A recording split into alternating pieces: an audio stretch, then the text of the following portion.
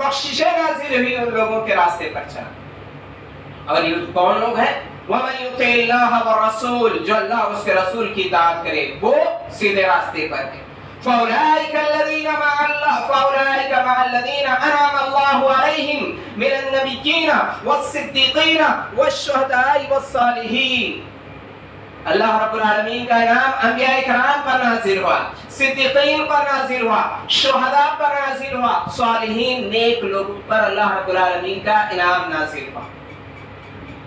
तो ये राह एतदाल, दरमियाना राह है, बीच वाली राह है, गुमराही से बचने वाला रास्ता है, कमी और ज्यादती से बचने वाला रास्ता दरमियाना रास्ता है। इसके बिल्कुल बरअक्स, जो कमी का शिकार हुआ या ज्यादती का शिकार हुआ वो गुमराह हुआ, जैसे यहूद और नसारा। लिहाजा उनके रास्ते पर चलने से हम अपने आप को महफूज रखने की दुआ अल्लाह रब्बुल आलमीन से करते हैं। सिरातल लज़ीना अनअमता अलैहिम गैरिल मग़दूबि अलैहिम वलद्दाल्लीन, हमें उन लोगों के रास्ते पर चला जिन पर तेरा इनाम नाज़िल हुआ, ना कि उन लोगों के रास्ते पर जिन पर तेरा गज़ब नाज़िल हुआ, वलद्दाल्लीन, और जो तेरे रास्ते से गुमराह हुए। यानी जिन पर तू गुस्सा हुआ और जो तेरे रास्ते से हट गए, जो तेरे रास्ते से गुमराह हो गए, उनके रास्ते से हमें महफूज फरमा, उनके रास्ते से हमारी हिफाजत फरमा। इसलिए कि अल्लाह रब्बुल आलमीन ने दो रास्ते रखे, हिदायत वाला रास्ता, गुमराही वाला रास्ता। वहदैनाहुन नजदैन, अल्लाह रब्बुल आलमीन कहता है हमें रहनुमाई कर दी दो रास्तों की तरफ। एक हिदायत वाला रास्ता है, गुमराही वाला रास्ता है, अंबिया इकराम वाला रास्ता, सिद्दीकीन वाला रास्ता, शुहदा वाला रास्ता, जन्नत वाला रास्ता। तो दूसरी तरफ गुमराहों का रास्ता है, शैतान का रास्ता है, जहन्नम तक ले जाने वाला रास्ता है। और इस्लाम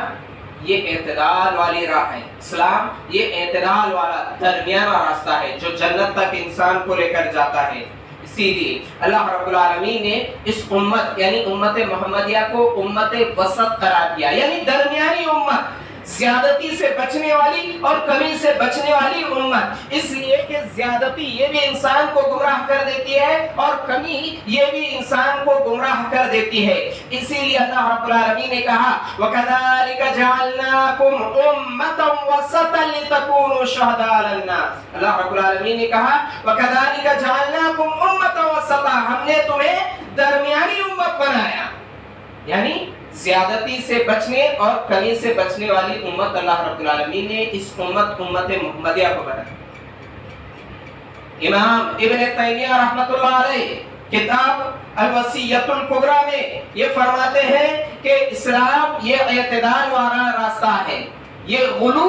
और कमी से बचने वाला रास्ता है। और शैतान कोशिश करता रहता है, शैतान इन दोनों चीजों की कोशिश करता है, या तो लोगों को गुलू में डालकर गुमराह कर दे या तो लोगों को कमी का शिकार करते हुए गुमराह कर दे। आज जितने लोग गुमराही का शिकार हैं, शिर्क में मुब्तला, वो भी गुलू की वजह से है या तो कमी की वजह से, बिदअतों में मुब्तला, वो भी गुलू की वजह से, वो भी गुलू के। इंसान जब गुलू यानी कमी और ज्यादती का शिकार होते हुए अपनी जिंदगी गुजारता है तो दुनिया और उसकी आखिरत तबाह बर्बाद हो जाती है। और इस्लाम बार बार यही पैगाम देता है, यही दर्स देता है, यही मैसेज देता है कि ज्यादती से भी बचो और कमी से भी बचो, यानी गुलू और इफरात और तफरीत से बचते हुए जो दरमियाना राह इस्लाम ने बताया है, उस दरमियाना राह पर चलते हुए जिंदगी गुजारो। जिंदगी का कोई भी शोबा हो, जिंदगी का कोई भी हिस्सा हो, इबादत करना है, इबादत में भी इत्तिदाल की राह का हुक्म दिया गया है, हर मामले में इत्तिदाल की राह का हुक्म दिया गया है। अगर इत्तिदाल से इंसान हट जाए तो गुमराही उसका मुकद्दर बन जाती है। किस अंदाज किस तरीके के साथ, आइए दराइर हम जानते चले। जब लोगों ने रब को मानने के मामले में गुलू किया तब लोग गुमराही का शिकार। ऐसे देख जाइए आज कितने लोग ऐसे हैं जो हर किसी को रब मानते हैं, सूरज को रब, चांद को रब, सितारों को रब, जमीन को रब, आसमान को रब, हर किसी को रब बना रहे। जितने कंकर है उतनों को रब का मकाम और मर्तबा देते हैं। ایک طرف غلو کا شکار ہوتے ہوئے بہت سارے لوگ گمراہ ہوئے، تو دوسری طرف ایسے لوگ بھی پائے جاتے ہیں کہ جو سرے سے رب کا انکار ہی کر دیتے ہیں، یعنی یہ کہتے ہیں کہ کوئی نعوذ باللہ رب نہیں ہے، کوئی خالق کوئی مالک نہیں ہے، کوئی زمین و آسمان کا بنانے والا نہیں ہے، اس طرح سے انکار کرتے ہیں۔ کمی اور زیادتی کا شکار کس طرح سے ہوگا؟ ایک طرف ایسے لوگ جنہوں نے ہر کسی کو رب بنا دیا، ہر کسی کو خالق بنا دیا، ہر کسی کو مالک بنایا، ہر کسی کو رازق بنا دیا، ہر کسی کو رب کا درجہ دے دیا، رب کی شان میں دوسروں کو داخل کر دیا، رب کی عظمت میں رب کی صفات میں دوسروں کو شامل کر دیا۔ تو ایک طرف ایسے ہیں، دوسری طرف ایسے لوگ ہیں جو سرے سے رب کا انکار کر دیتے ہیں۔ ایسے وقت میں اسلام اعتدال کی راہ دکھاتے ہوئے اعلان فرماتا ہے، قل هو اللہ احد، آپ کہہ دیجئے اللہ صرف ایک ہے، اللہ صرف ایک ہے، یعنی اللہ رب العالمین کے علاوہ جتنے بھی مخلوقات ہیں جنہیں لوگوں نے رب بنا لیا، یہ رب نہیں ہے بلکہ سب کے سب رب کی مخلوق ہے۔ آسمان، زمین، سورج، چاند، ستارے، یہ درخت، یہ پتھر، یہ پہاڑ، یہ سب کے سب اللہ رب العالمین کی مخلوق ہے، یہ رب نہیں ہے۔ رب صرف ایک ہے، قل هو اللہ احد اللہ الصمد۔ دوسری طرف دیکھیے ان لوگوں کا انکار کیا اس میں جن لوگوں نے رب کا انکار کیا، یعنی ناستک جسے کہا جاتا ہے، جو یہ کہتے ہیں کہ یہ دنیا بس خود بخود وجود میں آ گئی اور خود بخود تباہ ہو جائے گی، مرنے کے بعد کوئی اٹھایا نہیں جائے گا، کوئی حساب و کتاب نہیں ہوگا، کوئی جزا و سزا نہیں ہوگی، نعوذ باللہ کوئی جنت و جہنم نہیں ہوگی۔ اس طرح سے دہریہ لوگ انکار کرتے تھے اور کہتے تھے اَإِذَا مِتْنَا وَكُنَّا تُرَابًا وَعِظَامًا أَإِنَّا لَمَبْعُوثُونَ، کیا ہم مر جائیں گے اور مٹی مٹی ہو جائیں گے، پورے کے پورے مٹی میں مل جائیں گے تو کیا ہم پھر سے اٹھائے جائیں گے؟ اس طرح سے وہ لوگ انکار کرتے تھے۔ اعلان کیا گیا کہ وہ لوگ بھی غلط ہے جنہوں نے ہر ایک کو رب بنا لیا، اس لیے کہ اگر اللہ رب العالمین کے علاوہ اس کائنات میں دو الہ ہوتے تو اللہ رب العالمین نے اعلان کر دیا لَوْ كَانَ آلِهَةٌ إِلَّا اللَّهُ لَفَسَدَتَا، اگر اللہ کے علاوہ اس کائنات میں اور الہ بھی ہوتے تو یہ کائنات میں فساد برپا ہو جاتا، ایک تباہی آ جاتی، ایک بگاڑ آ جاتا۔ نعوذ باللہ ایک الہ کہتا کہ بارش ہوگی، دوسرا الہ کہتا نہیں بارش نہیں ہوگی، ایک الہ کہتا دھوپ ہوگی، دوسرا کہتا چھاؤں ہوگی، ایک الہ کہتا کہ یہ میرے ماننے والے ہیں جنت میں جائیں گے، دوسرا الہ کہتا کہ نہیں یہ میرا انکار کرنے والے ہیں جہنم میں جائیں گے۔ اس طرح سے کائنات کا نظام درہم برہم ہو جاتا، لیکن کائنات کے نظام کا اعتدال کے ساتھ چلنا، سورج کا مشرق سے نکل کر مغرب میں ڈوبنا، اس کائنات کی ہر مخلوق کا اپنے اعتدال کے ساتھ کام کرنا اس بات کی گواہی دیتا ہے کہ اس کائنات کا چلانے والا صرف ایک ہے اور وہ اللہ رب العالمین۔ تو اللہ رب العالمین نے دونوں کا بھی رد کیا، ان لوگوں کا جو ہر کسی کو رب مانتے ہیں ان کا بھی رد کیا، اور جو سرے سے رب کا انکار کرتے ہیں ان کا بھی رد کیا، اور کہا کہ رب ایک ہے اور وہ صرف اللہ رب العالمین ہے۔ رب کے معاملے میں، نبی کے معاملے میں، نبی کے ماننے میں دیکھیں کئی ہے غلو کی وجہ سے کس طرح سے لوگ گمراہ ہو گئے۔ نبی کو ماننے میں غلو، نبی کی شان، نبی کی عظمت یقیناً اپنی جگہ پر مسلم ہے، یعنی یہ اللہ رب العالمین کے سلیکٹڈ بندے ہیں، یہ اللہ رب العالمین کے چنندہ مخلوق ہے کہ اللہ رب العالمین نے اپنے احکامات، اپنے پیغامات لوگوں تک پہنچانے کے لیے انہیں چنا، سلیکٹ کیا، رسول، پیغمبر، نبی جسے کہا جاتا ہے۔ لیکن ان کی شان میں غلو کرتے ہوئے بہت سارے لوگ گمراہ ہو گئے۔ تو دوسری طرف ایسے بھی ہے جن لوگوں نے ان کا انکار کرتے ہوئے وہ بھی گمراہ، جیسے یہودیوں نے حضرت عزیر علیہ السلام کی شان میں غلو کیا۔ جب ماننے پر آئے تو اس طرح سے مانا کہ نعوذ باللہ حضرت عزیر علیہ السلام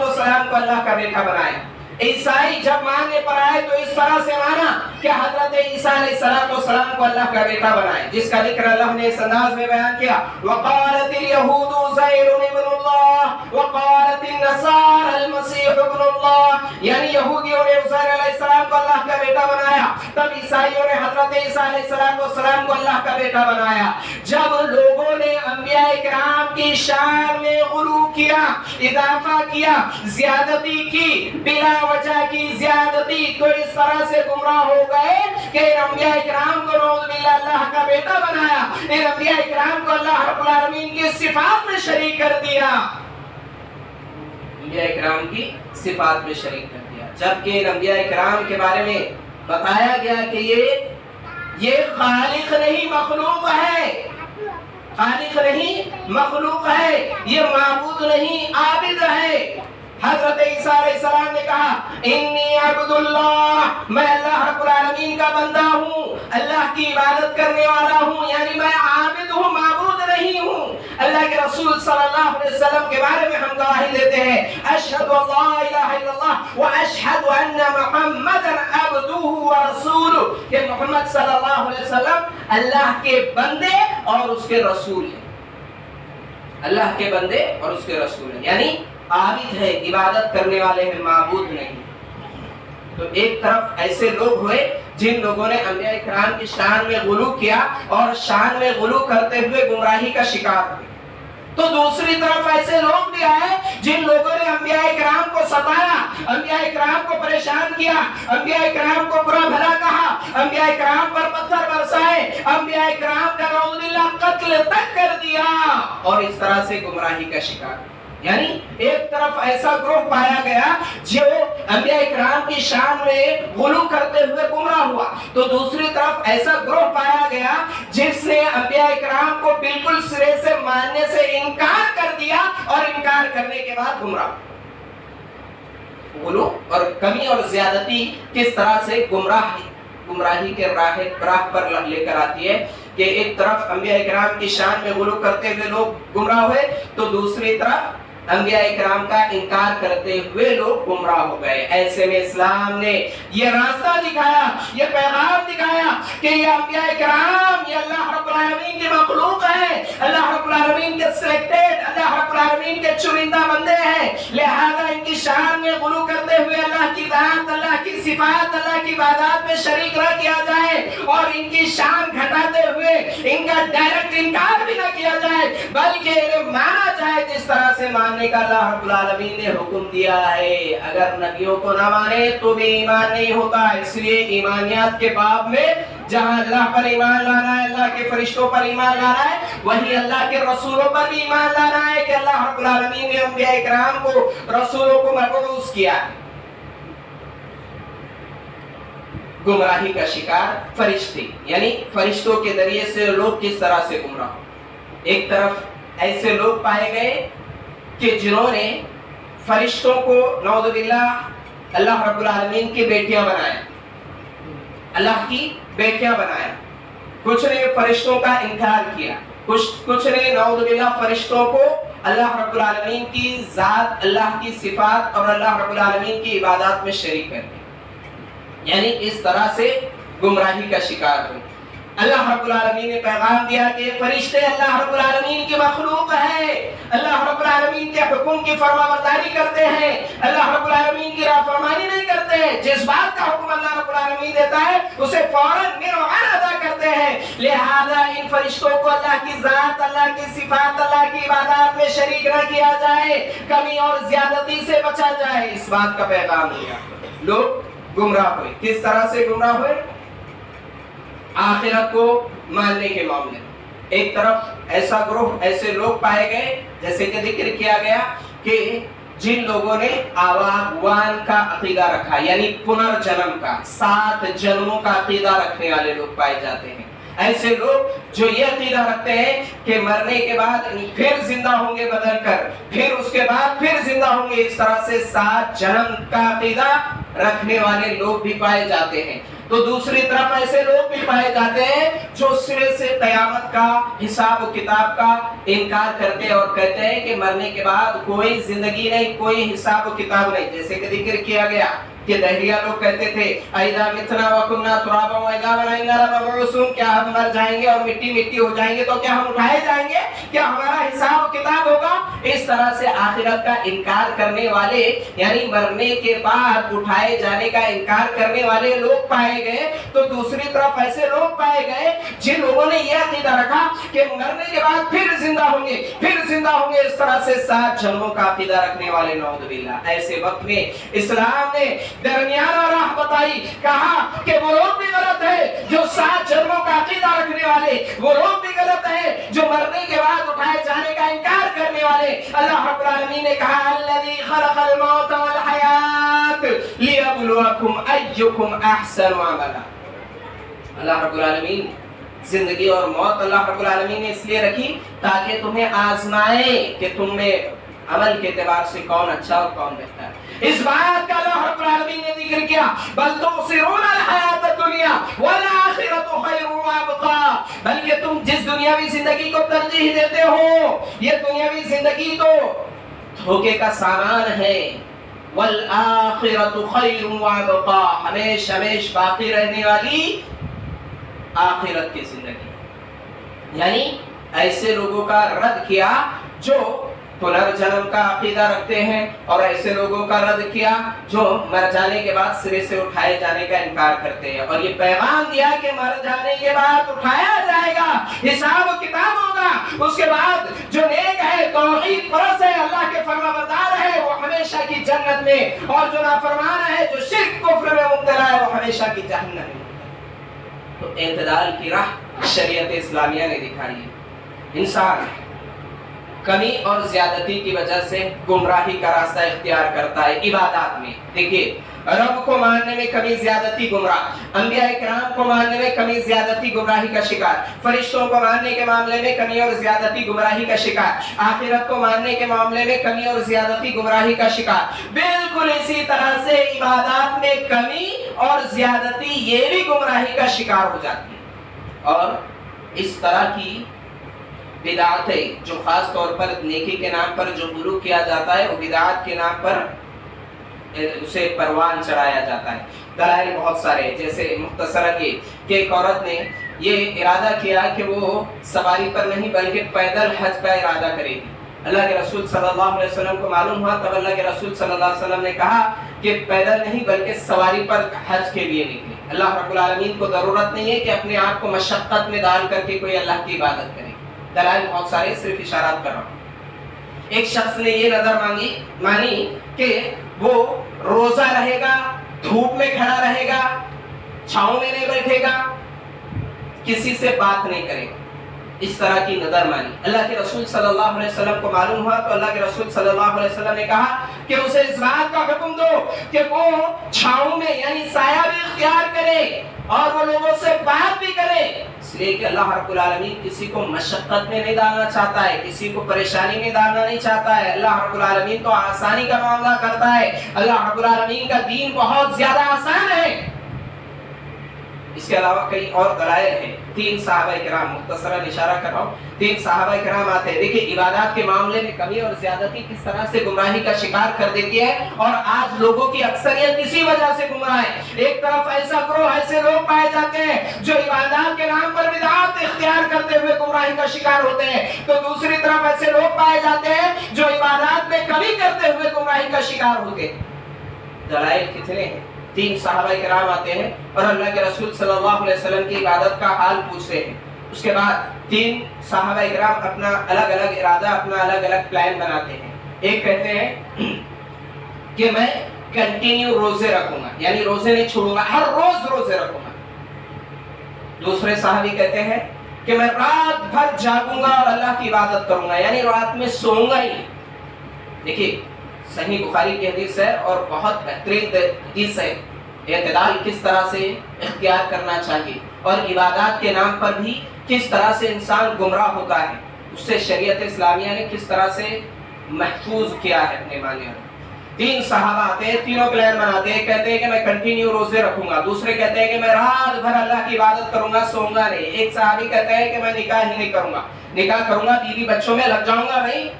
اللہ کی عبادت میں سستی اور کوتاہی ہوگی۔ جب اللہ کے رسول صلی اللہ علیہ وسلم کو پتہ چلتا ہے تو اللہ کے رسول صلی اللہ علیہ وسلم ڈانٹتے ہیں، کہتے ہیں سن لو، میں رات کو سوتا بھی ہوں اور اللہ کی عبادت بھی کرتا ہوں، اب پوری راتیں جاگ کر اللہ کی عبادت کرنا یہ کوئی نیکی نہیں ہے بلکہ گمراہی ہے۔ اللہ کے رسول صلی اللہ علیہ وسلم فرماتے ہیں میں روزہ رکھتا بھی ہوں اور روزہ نہیں بھی رکھتا ہوں، میں تم میں سب سے زیادہ اللہ رب العالمین سے ڈرنے والا ہوں، میں رات کو عبادت بھی کرتا ہوں اور سوتا بھی ہوں، میں روزے رکھتا بھی ہوں اور روزے نہیں بھی رکھتا ہوں، اور سن لو اللہ کے رسول صلی اللہ علیہ وسلم نے فرمایا کہ میں نے نکاح کیا ہے، النکاح من سنتی فمن رغب عن سنتی فلیس منی، جو میری سنت سے اراد کرے وہ مجھ میں سے۔ آج ایسے لوگ پائے جاتے ہیں نہیں پائے جاتے ہیں کہ عبادات کے نام پر غلو کرتے ہوئے گمراہی کے راستے اختیار کر لیتے ہیں، جہاں جو عبادت کرنی چاہیے وہاں وہ عبادت نہیں کرتے، اور جہاں جو عبادت کا ثبوت نہیں، اللہ کے رسول صلی اللہ علیہ وسلم نے نہیں کیا، صحابہ کرام نے نہیں کیا، اولیاء کرام نے نہیں کیا، وہاں پر وہ عبادت کرتے ہوئے اپنے آپ کو سمجھتے ہیں کہ سب سے بڑے عابد ہم بن گئے۔ ایسا ہو ہی نہیں سکتا، ایسا ہو ہی نہیں سکتا۔ عبادت وہی اعتدال والی عبادت جس کا ذکر قرآن و حدیث میں، جس کا ذکر قرآن و حدیث میں، یعنی اللہ رب العالمین نے اور اللہ کے رسول صلی اللہ علیہ وسلم نے جب جتنا کرنے کا حکم دیا بس اتنا ہی کرنا، یہی نہیں کی۔ اگر کوئی دنیا داری سے کٹ کر، اگر کوئی دنیا داری سے کٹ کر صرف اللہ اللہ اللہ کرتا رہ جائے تو یہ کوئی نیکی نہیں ہے، اور کوئی اللہ کو چھوڑ کر، فرائض کو چھوڑ کر، عبادات کو چھوڑ کر، حقوق اللہ حقوق العباد کو چھوڑ کر صرف دنیا داری میں مبتلا ہو جائے، یہ بھی نیکی نہیں ہے، بلکہ نیکی یہ ہے کہ اللہ رب العالمین کی عبادت و بندگی بھی کی جائے اور دنیا داری بھی دیکھی جائے۔ اسی لیے دعا بتائیے ربنا آتنا فی الدنیا حسنہ وفی الآخرۃ حسنہ وقنا عذاب النار، اے ہمارے رب ہماری دنیا بھی بہتر بنا اور آخرت بھی بہتر بنا، آخرت بھی بہتر بنا، وقنا عذاب النار، اور جہنم کے عذاب سے ہمیں بچا۔ کتنا پیارا جی، کتنے لوگ آج غلو کے نام پر، عبادات کے نام پر گمراہی کا شکار ہو چکے ہیں۔ تو یہ دلائل ہے کہ عبادات کے نام پر لوگ کس طرح سے گمراہ ہوتے ہیں۔ حقوق کے اندر ایک بڑی لمبی فہرست ہے، مختصراً یہ کہ حقوق العباد ہو، حقوق اللہ ہو، ہر معاملے میں اللہ اور اس کے رسول صلی اللہ علیہ وسلم نے مکمل رہنمائی فرمائی ہے۔ اس کے اندر کمی یہ بھی گمراہی کا شکار، اور اس کے اندر زیادتی یہ بھی گمراہی کا شکار۔ جیسے کہ 3 صحابہ کرام کی جو حدیث ہے